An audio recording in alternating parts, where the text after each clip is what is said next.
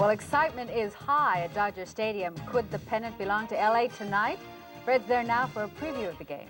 A gang dispute erupts into gunfire near a Los Angeles high school. One student is hurt. Federal agents break up a massive international drug money laundering ring involving banks and drug dealers. We'll tell you about the LA connection. There's a brush fire burning out of control right now near Corona in Riverside County, and there are some homes in that area. We'll have the latest. And they're scurrying around at UCLA, making final preparations for tomorrow's last presidential debate. A woman has been arrested for setting fire to that abortion clinic in Long Beach on Sunday night. And a heckler interrupts a speech by the Pope. All that and much more next on the Channel 4 News at 4.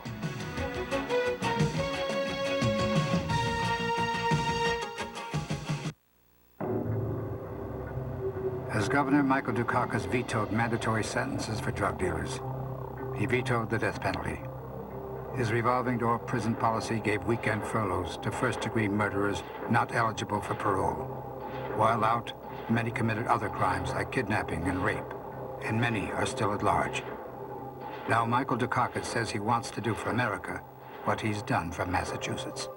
America can't afford that risk. Have you heard about Proposition 99? You know, it's the one that triples the tax on cigarettes. It's a lot of baloney.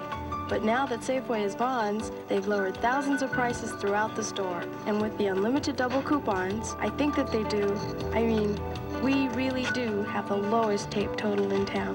Check out the low prices at your new Bonds and say hello to some old friends. Nobody else but Bonds. Linda Alvarez, John Beard, Fritz Coleman Weather, Fred Rogan, Sports, David Horowitz, Fight Back, and Steve Gendel, Health.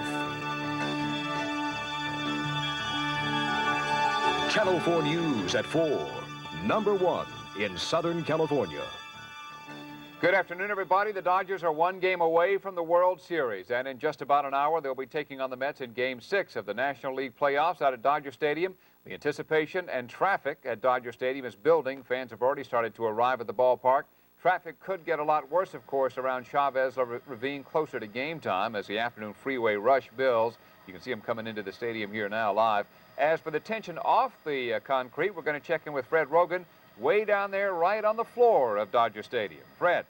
All right, thanks very much, John. And Captain Bob circling above with a Goodyear blimp in his path as well. Hi, everybody. The Dodgers and Mets getting ready. This could be a very big night for the Los Angeles Dodgers. The last Western Division team to reach the World Series, the 1981 Los Angeles Dodgers. One win away. Tim Leary going against David Cone on the mound tonight. The big question on the mind of everyone, will Kirk Gibson play for the Los Angeles Dodgers tonight? If you check the lineup card, you see that Gibson's name is penciled in on the lineup card. Kirk, just moments ago, took batting practice. Yesterday, sliding into second, he aggravated that hamstring injury, but he took batting practice today, and Tommy Lasorda says he's ready. Well, he's in there taking batting practice now. All I'm hoping is that he'll be able to go out and play tonight. If anybody can do it, it's him. Gotta hurry.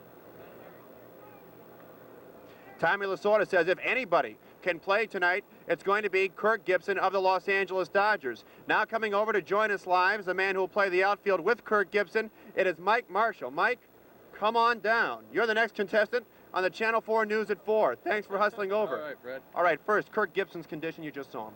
Well, it looks like he's swinging the bat real well. That doesn't seem to be a problem. He was driving the ball and swinging pretty well, so hopefully he'll be able to run. I know it won't be full speed. I don't expect he'll be stealing any bases, but just having him in the lineup is going to be a big impact for the club. 2 games in less than 24 hours, a cross-country flight. Any fatigue mentally or physically? Well, if there was going to be any, it would have been that day game after the night game when we went 12 innings and Soch hit the home run, then Gibby won it. So we came up and got ready for that one, and I'm sure we can get ready for a game that could clinch it for us. I know you just came out of a team meeting. Did Tommy Lasorda have any special words of wisdom about the game? Win. That's the only word we need. All right. Thanks, Fred. Thanks for coming over. Mike Marshall, hustling over out of the team meeting, coming by to spend some time with us. Dodgers and Mets are getting ready here at the stadium. Back a few minutes with another report. We'll go back now to John and Linda in the studio. All you got right. it, gang. Win is the key word. All right. Thank you very Thanks, much, Fred. Now, in other news today, there's been yet another gang shooting on the streets of Los Angeles. It happened in Watts, dangerously near a school playground. Matt Stevens has a story for us. The playground at Gomper School was crowded this morning while a 14-year-old boy ran for his life outside the fence. Small caliber bullets peppered the school's wall, and one lodged itself above the boy's right eye. We have a Locke High School student who is en route to school when a vehicle approaches him, and he and the operator of the vehicle flash gang signs back and forth to one another. The operator beckons him to come to the vehicle. As he's approaching the vehicle, he sees a handgun in the car, flees. As he's fleeing, the driver of the vehicle fires several shots at him. Witnesses gave police a license number. The car used in the shooting was found, but the suspects weren't with it. Gomper's principal, Ron Sakota, felt grateful that the stray bullets found the wall. I see the students out before school, after school, doing nutrition at lunchtime. And the way they act, the way they laugh, the way they smile, the way they act like regular, normal young kids. I know that they feel safe on our campus. Across the street, shell casings littered the front yard of Ethel and Derek Wright's home. Ethel grew up here and stayed clear of the gangs. Hopefully, it won't happen again. I kind of fear for my son growing up, things like that. I just hope they can kind of clean it up and it can get better. The boy kept running after he was hit and made his way to the nurse's office at Locke High School 2 blocks away. Principal Ed Robbs made a point of speaking to every class in school not long ago. He asked the students what they thought people thought of them because they live here. Thugs, they said, that were all thugs and gangsters. You always hope that they see the light and either try to change their ways of doing things and kind of try to stay out of trouble. That's what you hope. They'll learn something from it rather than get deeper into it. Doctors say the boy will live to get his chance. Matt Stevens, Channel 4 News, South Central Los Angeles. The LAPD says there were 21 gang-related killings in South Central Los Angeles last month.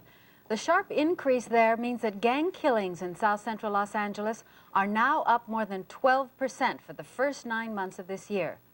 Nevertheless, citywide, homicides are down, with 548 murders so far this year compared with 625 for the same period in 1987. John. There's a big brush fire threatening some homes right now about 10 miles southeast of Corona near Interstate 15. Conan Nolan is there, and he's standing by with a live report for us. Conan. John, this is in the Cleveland National Forest near Interstate 15, as you just mentioned. They have about 250 firefighters from the U.S. Forest Service and the California Department of Forestry working this fire right now. It is threatening some homes. Earlier it was threatening quite a few others, but CDF and U.S. Forest Service crews have been able to keep any structures from going up in flames. Now, there are no Santa Ana winds prevailing right now, but still, this fire moved very quickly. I just saw the smoke starting up. One of the laborers had saw smoke. By the time I got over here, the thing was halfway up the hill. That was about it. I saw flames starting up, and I mean, it probably took a matter of about 2 minutes. 250 people are fighting the blaze from all over Southern California. There are plenty of expensive ranch homes. Some of them have been threatened for the past hour and a half. So far, crews, again, have been able to keep any flames from reaching any of the structures. 5 air tankers, 2 helicopters, and 25 engines are out on the brush fire. Right now, there is no estimated time of control or of containment. It's burning in heavy brush, and there are plenty of hand crews right now working up in that area. Some of them are from as far away as Madera County and San Luis Obispo County. And with me right now is Paul Smith of the California Department of Forestry. What are the problems right now in fighting this blaze? The fire has got into some deep, narrow canyons up there.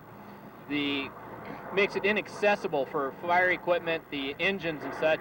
It's going to be mainly a hand crews show up in there with some dozer support, but whenever you're dealing with hand crews, it's a long, tedious job, and it takes a lot of time. We had 2 arson-related fires over the weekend. Do you know how this was caused? This fire, we've just determined, was equipment use. There's some construction going on up here at the base of the hill, and the fire was started by the equipment up in there working. Got some very tired firefighters out here. Yes, they are. They've had a long weekend. The ones that came down from up north, it's a long ride. But they're here to do the job.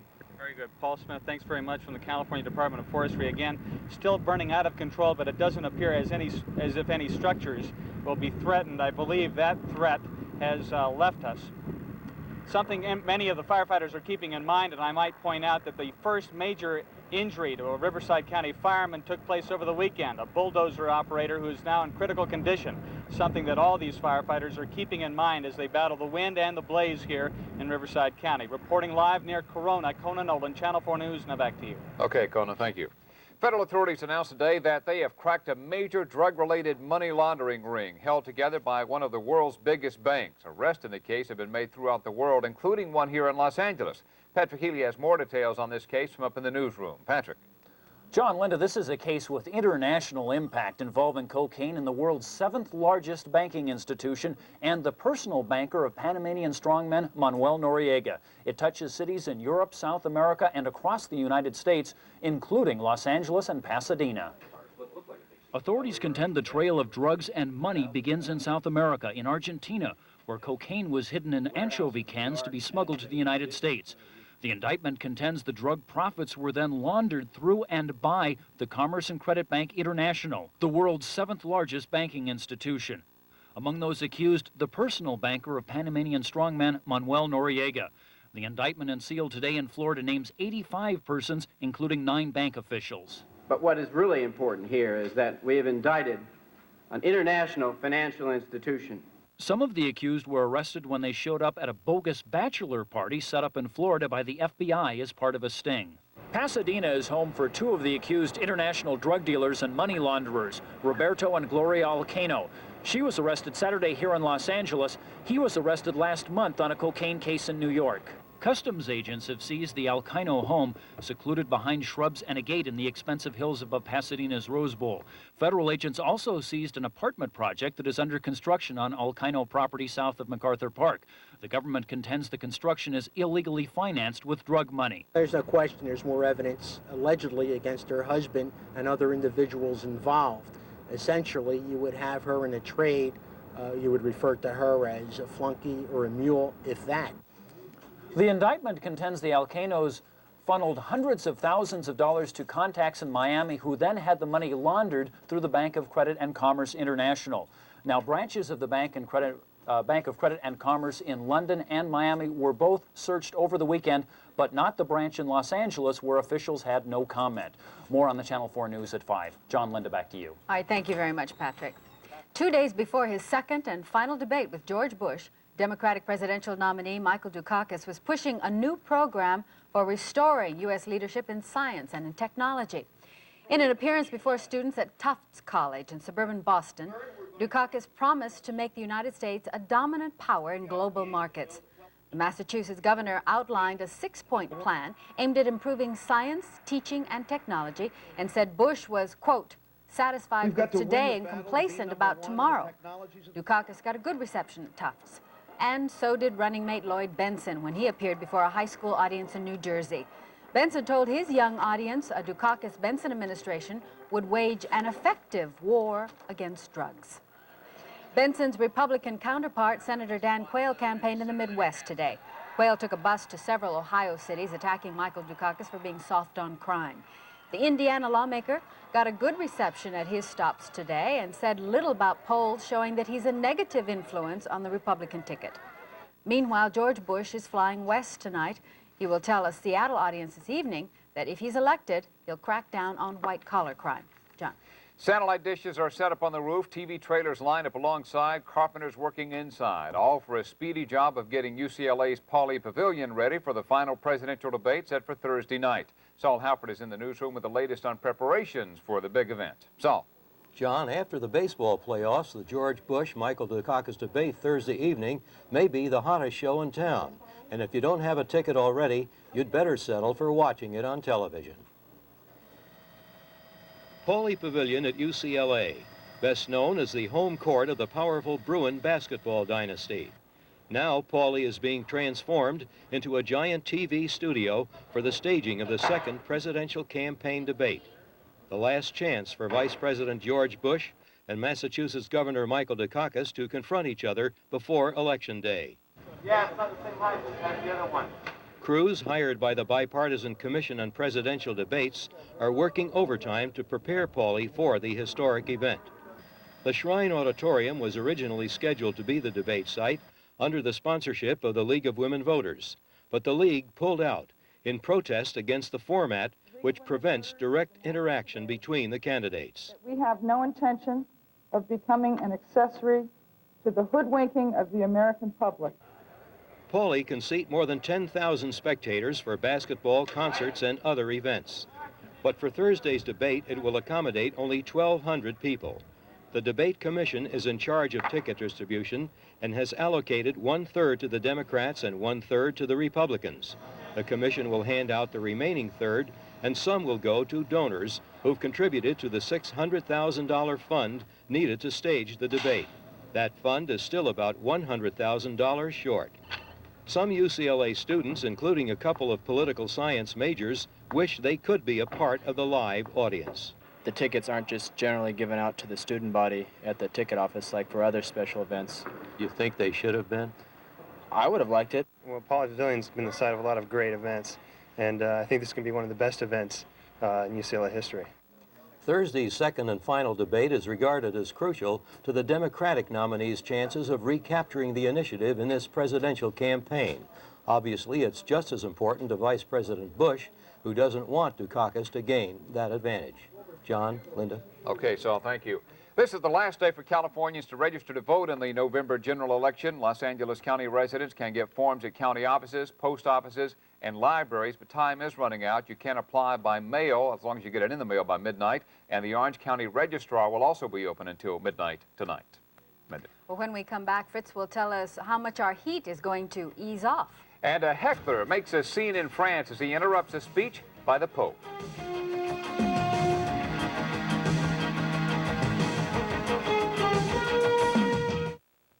Introducing Ephraim Zimbalist Jr. For your free copy of the new Ambassador Performing Arts brochure, call 818-304-61. I need to be taken care of. And leave them. I didn't know. I'm just like the public. On the next Entertainment Tonight, those Hollywood love affairs that sizzle, then fizzle. Sly Stallone, Bridget Nielsen, Paul Hogan, Lionel Richie, Rob Lowe, Melissa Gilbert. The stars put down the crying towels and tell the inside stories of your cheating heart on Entertainment Tonight. When my husband got sick, I didn't think of anything but him. And when he died, I wasn't prepared. There were papers and bills. She called the Citibank 800 number to cancel his Citibank MasterCard. I thought she might need it.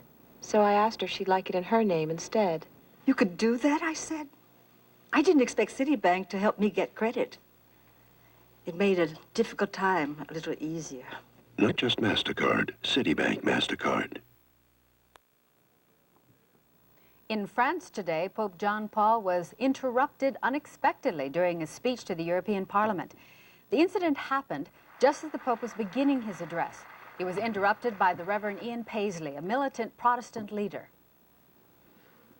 Permit me to say how much I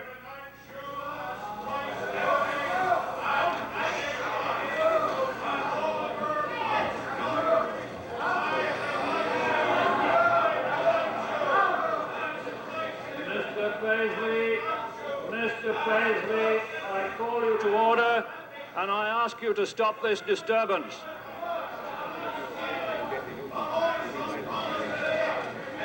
For the second time, Mr. Paisley,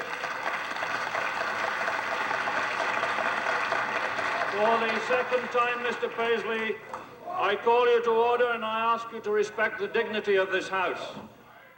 The Pope stayed calm throughout the incident. Moments later, Paisley was escorted out of the chamber. The Pope went on to finish his speech, calling for a common political structure in Europe. All right, Fritz is here, and he has one of my favorite weather words, moderation. Oh, yeah, that's the big word in your vocabulary, isn't it?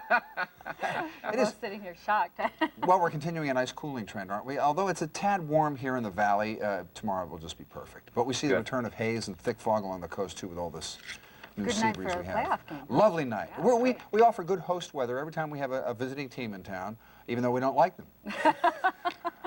Let's go outside and see Santa Monica. The helicopter was up, and I instructed Captain Bob to get me a shot of the marine layer, and he did that. Looks like he even set it up himself. Fabulous pictures here. Either that or a raging fire in the downtown area, but I think it's a marine layer. 80 right now. Barometric pressure is 29.95. Humidity 49%. Winds out of the southwest at 9. We had a high today of, what do we have? About 80 for the high, and the low was in the 65-degree area. Perfect weather for a playoff game. You know, in New York, 38 degrees. It was freezing cold. The players, particularly the Dodgers, couldn't play up to their maximum potential. It was an awful experience for all of them. The team came out of the stadium yesterday and found the team bus up on blocks with the wheels missing. It was an awful experience, and we're not going to treat you that way. We just want you to lose with dignity and head back to the East Coast. We don't want anybody by the name of Mookie hanging around here and ravaging our women, so please, I'm just kidding. I think we'll win today. Do we have good karma for this game today? Okay, good. Around the country, beautiful weather. There are many cities where the playoff game would do equally well around America. One early winter trouble spot, the eastern Great Lakes, just like we had yesterday. Snow in Michigan. As a matter of fact, Marquette had some snow sticking to the ground this morning, but in the afternoon, temperatures warmed up into the 50s and it kind of melted very quickly. Sleet also in Indiana around the Fort Wayne and South Bend area. This is light rain showers to the east of that around Lakes Erie and Ontario throughout Pennsylvania and New York. That's a very cold spot in the country. Before we show you how cold, west central Florida, light rain showers. Same with the northern Sierra. None of this snow yet. Western Nevada getting some light rain also. Now look at the daytime high temperature map. A big pocket of cool Arctic air coming down there. Daytime highs in some of those northeastern states in the Ohio Valley there in the northern Appalachians only peaking at 48 degrees, 50 degrees for daytime highs. And there are freeze warnings in effect again tonight for most of those states in the same area. Out west, we're fairly normal with the exception of just slightly above normal temperatures in some of the intermediate valleys into the desert. But a beautiful day around most of the country. For us, cooling days will continue. We had a strong Rocky Mountain high-pressure system over the weekend that set up this Santa Ana, this offshore flow.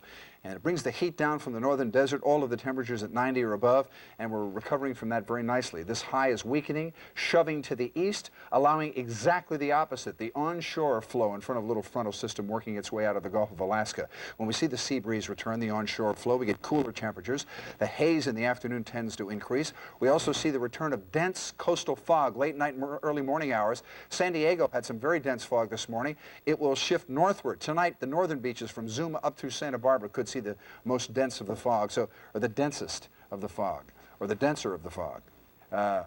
Anyway, overnight lows tonight will be, I don't have a clue, folks. Just slap me if I go too long here. Overnight lows will be in the low 60s in the valleys and 60 at the coast. Daytime highs tomorrow will be in the mid-80s here in the valleys, little break force, and upper 60s at the coast, 76 around the city of Orange. Here's your forecast tonight. Fair skies inland, but low clouds and locally dense fog along the coast. Low 62 tomorrow. We'll have haze and a high of 82. Another good day if the series goes, but we don't think it will. This will be a surgical strike. We'll get it over with quickly. Get you back on that Super Saver, yeah, too. Got to win it tonight. LaGuardia. Have a good afternoon. All right. All right. Thanks, Fritz. We're going to go back out to Dodger Stadium where Fred Rogan will be live with more on the excitement out there. No doubt in my mind the Dodgers can do it, but will they do it tonight? Will they win that pennant? Fred will have the answer coming up.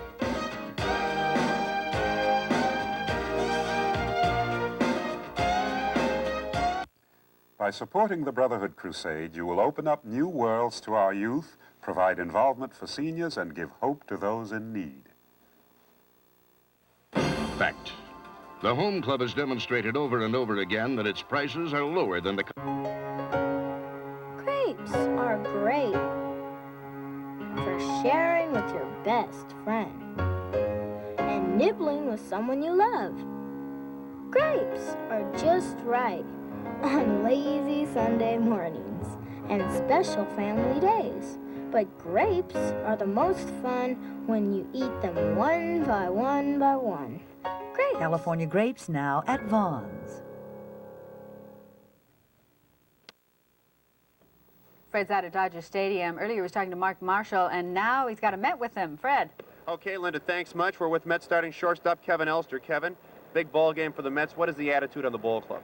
Well, we kind of feel like our back's against the wall, and we've played great in this situation all year. Every time we got our backs against the wall, it seemed like when we knew we were going to win, we started blowing the league away. That's when we start losing. But whenever we needed to win, we'd win. So we feel good about tonight. Mike Marshall was with us earlier. Tommy Lasorda had a clubhouse meeting and gave him one word of advice: win. Has Davey Johnson had a meeting with you at all? No, no meetings at all. I mean, we've been here before. Like even in '86, our backs were against the wall, and we seemed to win. And Davey didn't have any meetings then, so maybe superstitious. I don't know. I don't feel we need one. I feel we know what we got to do. We got to go out and and maybe score a run first for a change, and hold them back and execute, move the runners along and just score some runs. You're playing tonight because you've hit Tim Leary pretty well. Yeah, I've hit him real well. I've only faced him 4 times, but I got about 3 hits off him, a couple home runs. I feel pretty good about tonight. All right, you have David Cone going tonight. I don't think we've seen the true David Cone in the playoffs yet. No, you really haven't. You saw 1 inning of great relief he threw, and that's 1 inning. You can't judge anything. When he started here the other night, it just wasn't David Cone. I think you'll see the real one tonight. So the club is loose and ready? No doubt about it. Kevin, I know you're from Southern California. We say good luck, but not a whole lot of good luck against the Dodgers. Okay, thank you very much, Fred. All right, Kevin Elster, Mets starting shortstop. Have fun, Kevin. Okay, outside the fans are still coming in. People are still getting crazy. Let's go out to Brett Lewis in the parking lot. Brett. Yes, indeed, Fred. Now, this is your standard. Let's look at the crazy fans before the big sporting event. There is something about a camera that attracts a crowd. Still, you notice a difference between doing this story in front of Dodger Stadium and doing it in front of Shea Stadium. Had I done the same story in front of Shea Stadium, I would have been beaten senseless by now. What can I say? We're just a little calmer about such things than New Yorkers. We do have our share of rowdies, but we keep it under control. Man. Oh, yeah, we are pumped. We got the paint, man. We got it all. We are pumped up for the New York Mets. We got this right here in memory of Jay Howe. Jay Howe's going to win it tonight, folks. Winning pitcher, Game 6, Jay Howe. What motivated you to do this? My wife did it. She held me down and she started dyeing my hair and my face, and I couldn't do anything about it. Anywhere else, you have noisemakers, but in Southern California, you get a computerized air horn. Now, you realize if you went to Shea Stadium wearing a Dodgers cap, you probably wouldn't get out with your life. I wouldn't say that. You get a little static, but not much.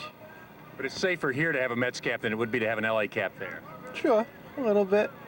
This Dodger fan went to the playoff games at Shea Stadium. He agrees they are a little more intense about things on that coast. I don't know if you call stupidity intensity, you know, but I mean, they just aren't very... But don't you find the fans in L.A. just a little more mild-mannered? They appreciate the game. You know what Bill Veeck said? He said, baseball is a game to be savored, not to be gulped. And that's what we do. We sit here and savor it. And we're going to savor a win, right? Yeah! Right!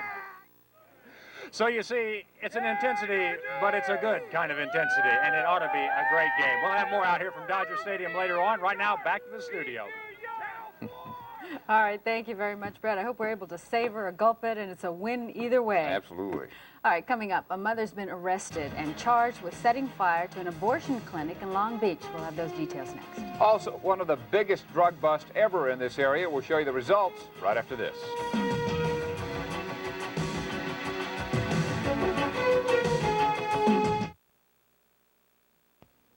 When an alcoholic doesn't get help, it has a definite impact. Best price view you'll ever get of America. When manufacturers reduce prices to Lucky, we pass... May I help you? All right. If you don't want to drink anymore, you don't have to. You just got to do something about it. Okay? There's a beginner's meeting, and you ought to go to the beginner's meeting at 7:30. Let's see what we got in we got the workshop at 12:15 on Perry Street. That's right around the corner. Give yourself a chance to wash your face and have a cup of coffee and get You there. don't want your husband to know? Don't you think he knows you drink? I know exactly how you feel. So many times I can't count them. We don't care if you're drunk when you go to a meeting. What we do care about is we see you there. What makes you think they're tired of you? Well, they probably aren't tired of you. I'm a fellow alcoholic, and I certainly wouldn't be tired of you. Could you give me your phone, and would you mind? I could get somebody maybe to call you and meet you there. We have several kinds of meetings, but let me see what kind you go to tonight, and then I... Alcoholics Anonymous. What's going to happen. It works. You could go to what's Look us up in the phone book.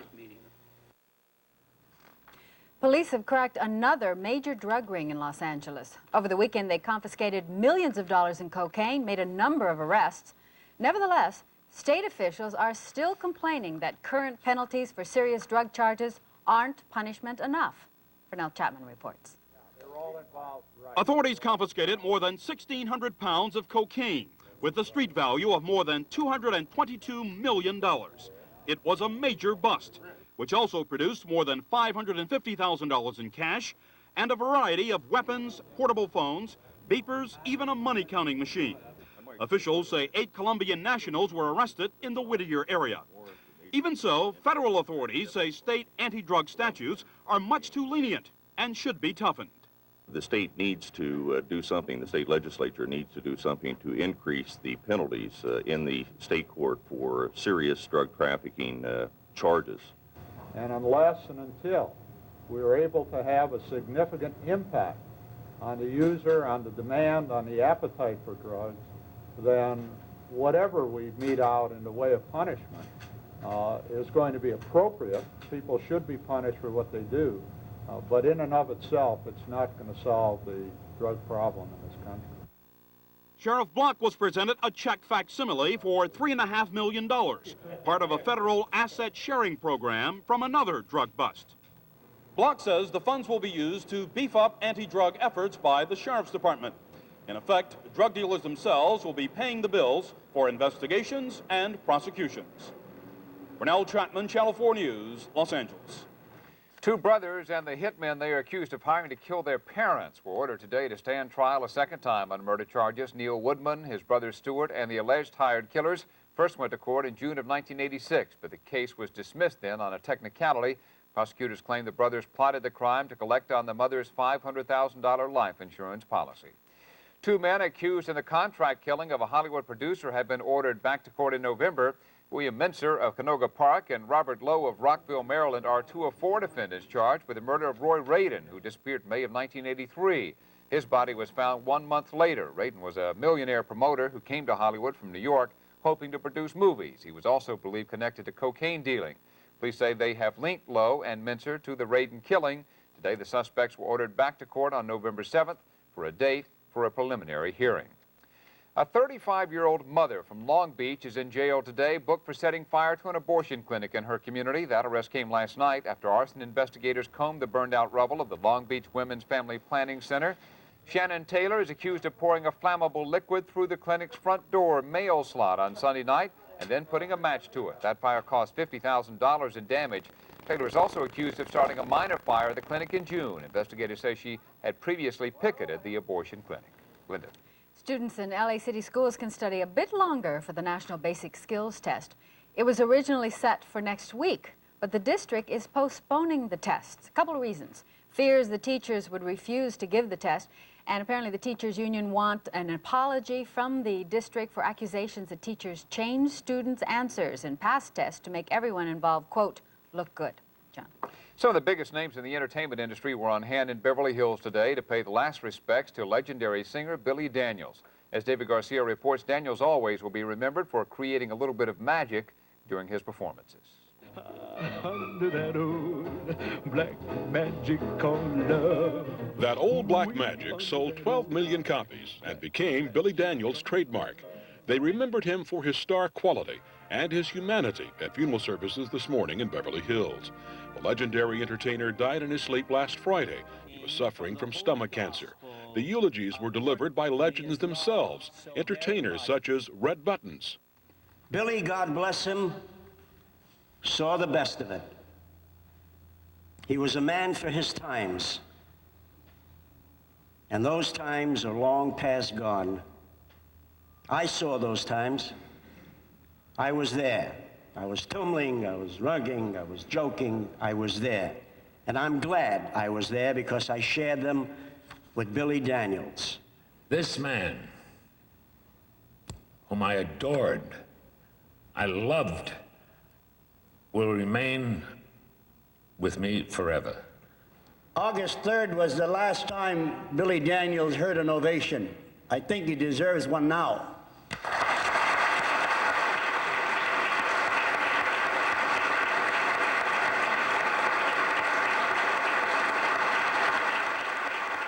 David Garcia, Channel 4 News, Beverly Hills. Coming up next here, what's next on the progression of cellular phones? David Horwitz joins us with the answer.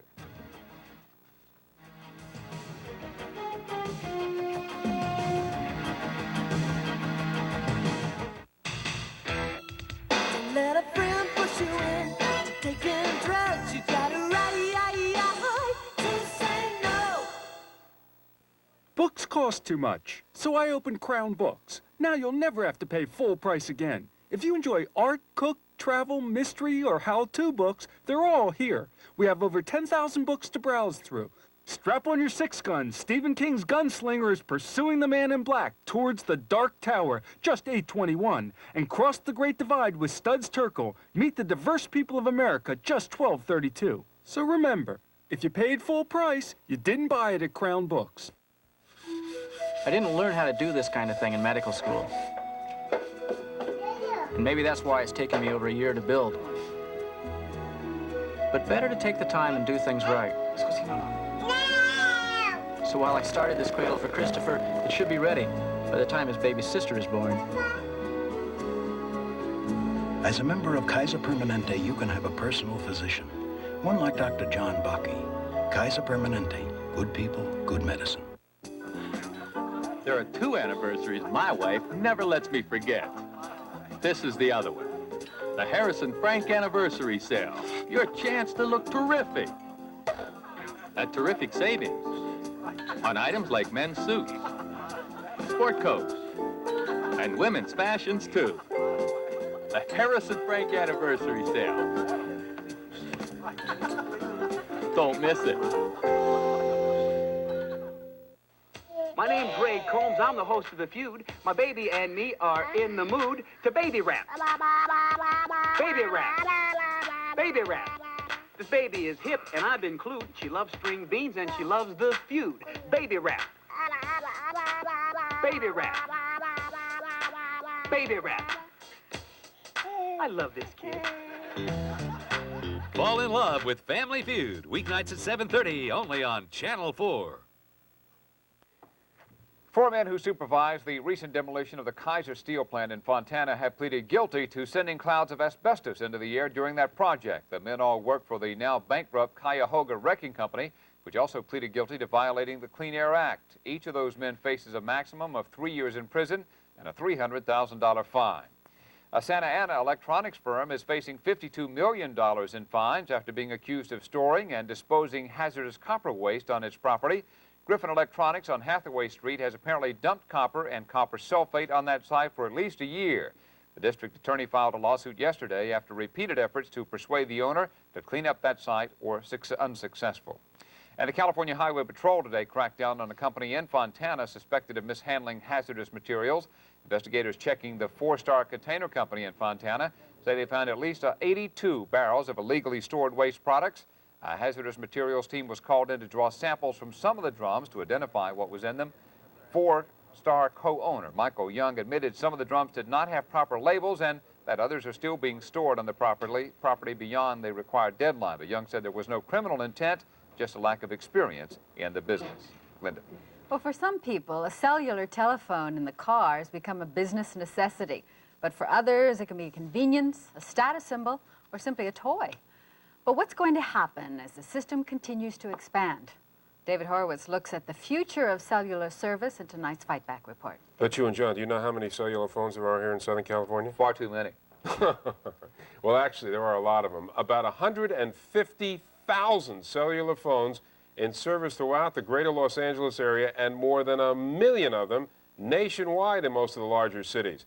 But even the most conservative estimates, these numbers are expected to double within the next few years. The cost of cellular telephones has come down and down because of the increasing demand and improving technology. And of course, the more affordable mobile phones become, the more people want them. But the monthly charges for cellular service have not come down, nor are they likely to come down in the near future. One reason is that most cellular carriers haven't yet recovered the cost of building the system, and already they're having to upgrade their equipment to handle the increased demand. We're having to race to keep up with the demand for the service. We're adding additional cell sites as rapidly as possible to provide coverage in absolutely 100% of the area, or as close to that as we can get. Another factor is that in some markets, carriers weren't sure that enough people would want cellular to make the system pay. So they lowered rates to lure new customers. Now they're having to raise those rates to cover their costs. The third factor is that in most markets, the demand for cellular service is so great that there is simply no reason to lower rates. But if monthly rates aren't going to drop, is service at least going to get better? Will we get rid of all the static and interference? Will there be fewer calls cut off in the middle of a conversation? The carriers say, just be patient. It's on the way. We have down the road, probably in late 1991, early 1992, a new form of radio transmission that will change the way we talk from the mobile telephone or the portable to the cell site. And that will be digital radio service. And at that point, it will be possible to handle as many as 1.5 to 2 million customers in the Los Angeles market. Also, we see the network throughout the state of California being connected together so that you're never out of touch.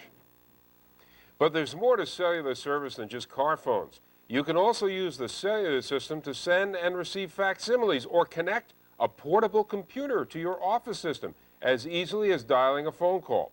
I'll show you how that's done tomorrow night here on the Channel 4 News at 4 with Linda and John. Some exciting stuff for cellular phone users. Yeah, the whole system's pretty exciting. Yeah, it's pretty expensive, too, at 45 cents a minute during peak. Not cheap. Right. Thanks a lot, David. Thank you, David.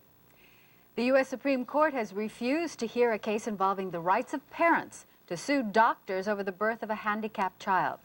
The sticky legal issue involves the doctor's responsibility to inform parents if they note an increased risk that the fetus might be handicapped. A Missouri couple claims such a warning would have allowed them the choice to abort the pregnancy. Such medical negligence lawsuits have been recognized before in a handful of federal court cases, but the Missouri case was turned down. But the High Court did agree to tackle another controversial issue. Can newspapers be barred from revealing the identity of rape victims? At issue is a Florida law which makes it a crime to identify a victim of a sexual offense. Now, such information about crime victims is generally considered to be public information. John. The routine medical exam may not be so routine in the future. Steve Gindell explains that when we come back.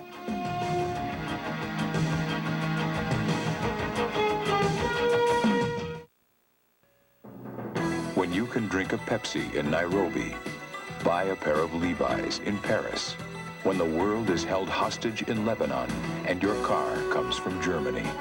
When your paycheck depends on a contract from Washington and you worry about the price of the yen and fallout from Chernobyl. When you live this close to the world and the world lives this close to you, everything is local news.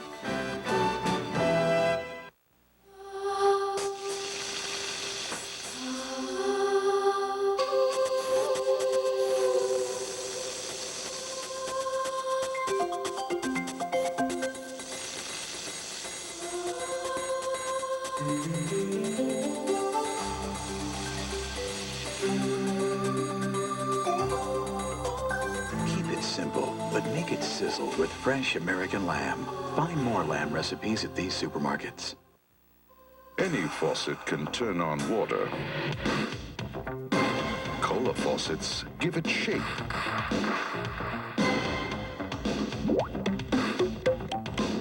Change the flow. Once you turn on a cola faucet, you'll never want plain water again. See the bold look of cola at this cola showroom. Chick Hearn here, on the road for Public Insurance. You know, my pal Steve here never thought that he could get car insurance, but Public didn't let him down. That's right, Chick. Other companies said no, because I had an accident and some tickets. Not Public. That's right. So if you've been an unlucky driver, call us now for a quote at 1-800-345-1995. At Public Insurance, it's no problem. Steve-O, that's my line. Sorry, Chick. Love you, babe.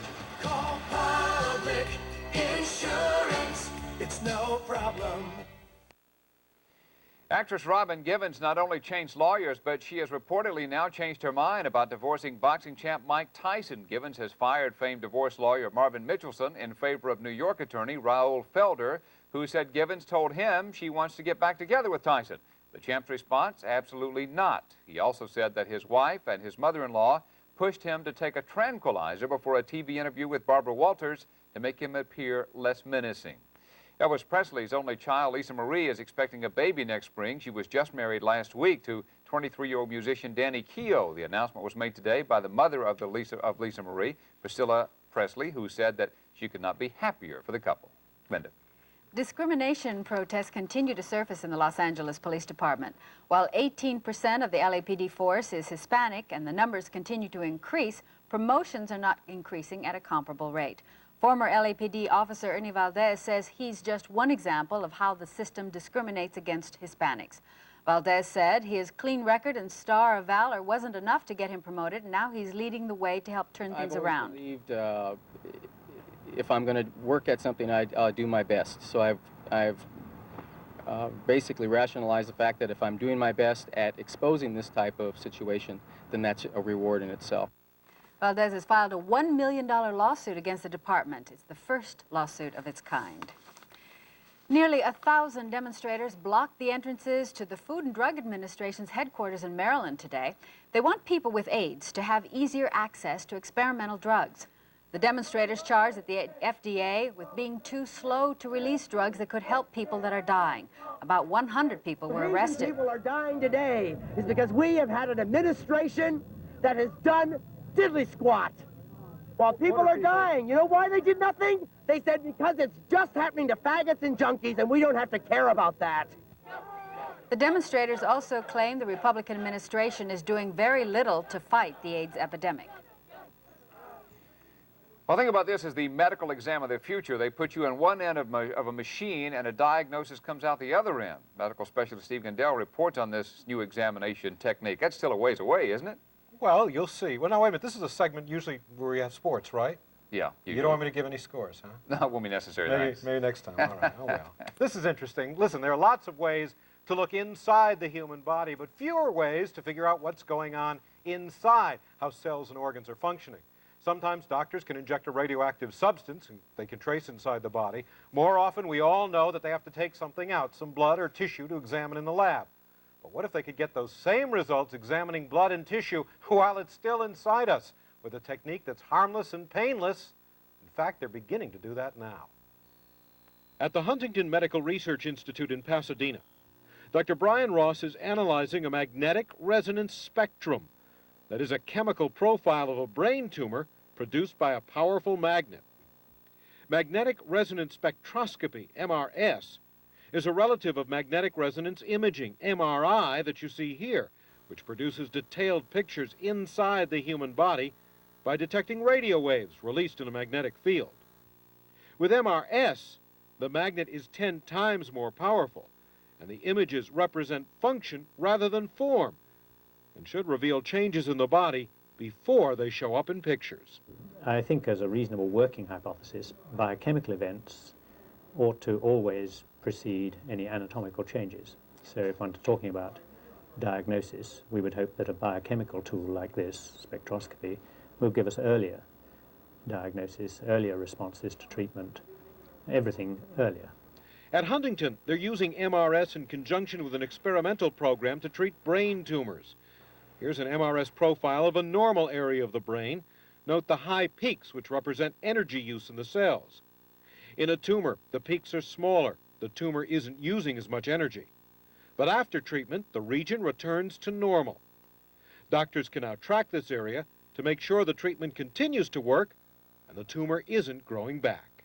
MRS can also be used to assess brain function in near-drowning accidents, liver function, perhaps in alcoholics.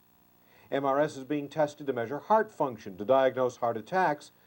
In fact, eventually, an MRS scan could replace much of the poking and prodding and sticking that takes place in hospitals today. So I think one can imagine the kinds of things which go on at the moment in the chemical pathology laboratory, where you take a blood sample, do a glucose tolerance test, that those things will in long term be transformed into living, dynamic tests of function in which the patient will lie on a magnet while the test goes on. MRS is still new. There are just 3 machines in the whole United States, so its full potential has not yet been determined. But as Dr. Ross says, watch this space. Dr. Ross, by the way, worked with magnetic spectroscopy in London, did some pioneering work there before he came to Pasadena to run the center there. Very much, you said, like Star Trek, where they put you on a table. Right. And John, may not be as far away as you think. Ask me again in 3 years. Yeah, that's very promising. Still very expensive, though. Well, it's all experimental, so yeah, very expensive. Okay. Thanks, Steve. We're going to go up to the newsroom right now and check in and see what they're working on for the 5 o'clock, and there's Colleen. All right, thank you, Linda and John. A lot of talk around town today focuses on the Dodgers, and at 5 o'clock you'll hear the best way to get the toughest ticket around. Police say they've arrested a woman so angry about abortion that she set 2 fires at a local clinic. And more evidence the gang crackdown is not working. A 9th grader shot on the way to school today. As a new study shows, the gang situation is a lot worse, not better, here in Los Angeles. We'll have those stories and a lot more when we see you in just a few minutes. John, Linda? Right, okay, see you then. Thanks, Colleen. Officials in Westminster put out a warning today about a con man who has been passing himself off as a fire department paramedic. As Vicki Vargas reports, the swindler uses a telephone scam to solicit donations from residents. Westminster firefighters say they never ask the public for donations, especially over the phone. But for the last few days, someone claiming to be with the fire department has been doing just that. They come in, they call, they blanket the city, they're in, they're out, and they're gone before we even know that this is happening.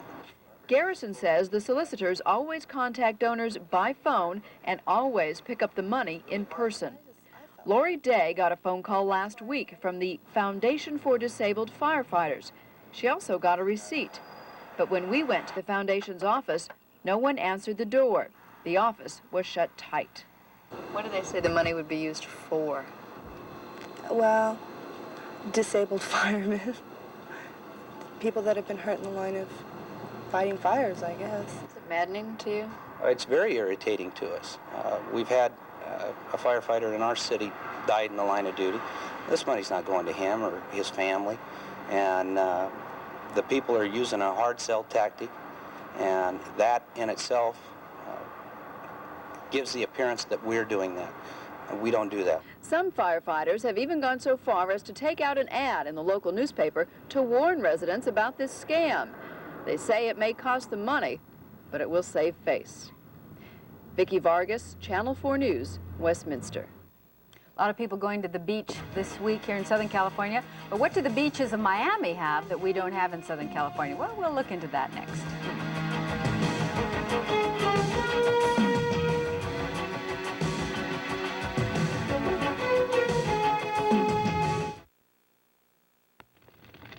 $400,000 burn victims are still in urgent need of your help. Donate to the Central Library. Call 486-BOOK. We have a great breakfast at the International House of Pancakes restaurants. I'll have the Rudy Tooty. The Rudy Tooty fresh and fruity breakfast. I'll have the Rudy Tooty. 2 eggs, 2 bacon, 2 sausage, 2 fruit top pancakes, strawberry, blueberry, peach, or cinnamon apple. People just love the breakfast. I'll have the Rudy Tooty. They just take the name. The International House of Pancakes Rudy Tooty Fresh and Fruity Special, just $2.99.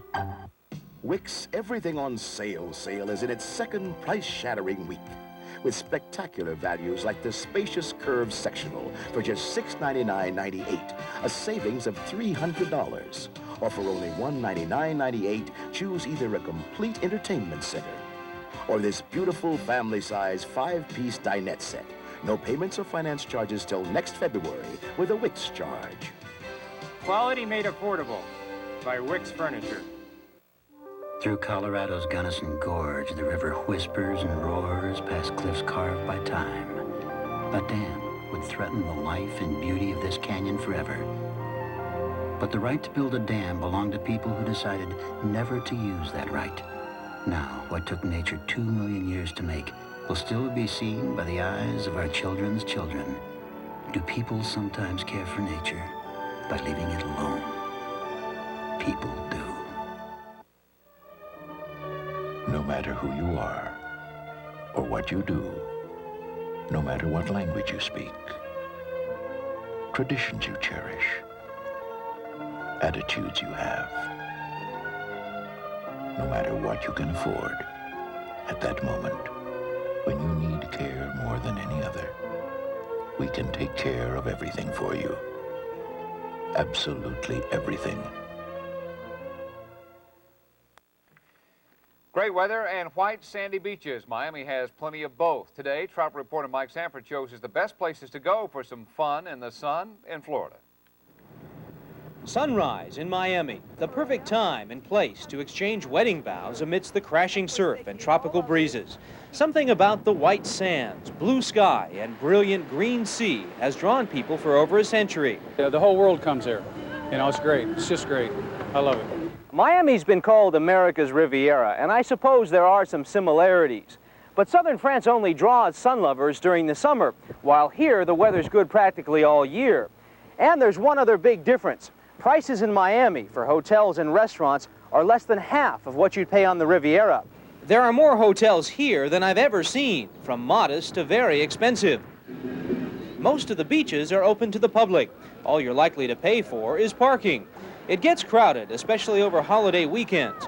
But Miami Beach alone is over 10 miles long. It's always possible to find a secluded spot. Some places like Key Biscayne are great for windsurfing and sailing. Others, like Haulover Park, have shady places to picnic. All in all, they've done a good job restoring this long strip of sand that was rapidly being nibbled away by the sea. And they'll wave back to you because that's... And when you want a break from the bright sun, try this, a boat cruise around Biscayne Bay. Companies like Gold Coast Cruises will show you Millionaire's Row, a string of private man-made islands covered with huge mansions owned by rock stars and corporate giants. At $6.50 for adults, $3 for kids, it's a relaxing way to pass a couple of hours. In our next report, a bit of old Spain. In Miami, I'm Mike Sanford, Channel 4 News. That's it for us at 4. Thanks for joining us. The news continues now with Jess and Colleen. Good evening.